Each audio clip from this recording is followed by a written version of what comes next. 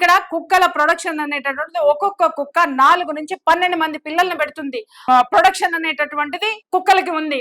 అసలు వాటిల్ని కంట్రోల్ చేయడం మీద ఏ విధమైనటువంటి విధి విధానాలు ఉన్నాయి, ఇవి చర్చించాలి కదండి. మీరు ప్రెస్ మీట్ పెట్టిన తర్వాత ఆవేశంగా మాట్లాడేసి ఇన్ని కుక్కల్ని ఆవేశం ఉందమ్మా, నిజంగా బాధ ఉంటది, మాకే బాధ అనిపించింది మీరు ప్రెస్ మీట్ పెట్టిన తర్వాత. అరే ఇన్ని కుక్కల్ని ఎట్లా చంపుతారు అని చెప్పేసి నిజంగా దాని మీద మాట్లాడదాం. అంతేగాని పోయి రేపులు చేస్తున్నారని మగవాళ్ళు చంపేస్తారా, ఇది కాదండి విషయము. ఇక్కడ జనం ఏమవుతున్నారని మీరు ప్రజల్ని ప్రశ్నించండి. మాలాంటి వాళ్ళం కూడా ఎలర్ట్ అవుతాం, ఖచ్చితంగా ఎలర్ట్ అవుతాం. అంతేకాని ఒక కేసుని, జంతువుల కేసుని తీసుకొచ్చి మనుషులకి ముడిపడి, జంతువుకి మనిషికి తేడా లేదండి, కుక్కలకి మనుషులకి తేడా లేదండి. అలాగే రేపులు మాట్లాడితే ఈ మధ్య కాలంలో ఒక మాట బలంగా వస్తుందంటే ఏ పిడుక్కి బియ్యానికి ఒకటే మంత్రం అన్నట్టుగా, ఏ విషయం గురించి మాట్లాడినా మగాడు రేపులు, ఏ విషయం గురించి మాట్లాడినా మగాళ్ళని నరికేయాలి. అందరు మగాళ్ళు రేపులు చేస్తున్నారా? రేపులు చేసిన మగాళ్ళని ఏం చేస్తున్నారు? మీరు మాత్రం ఏం చేస్తున్నారు?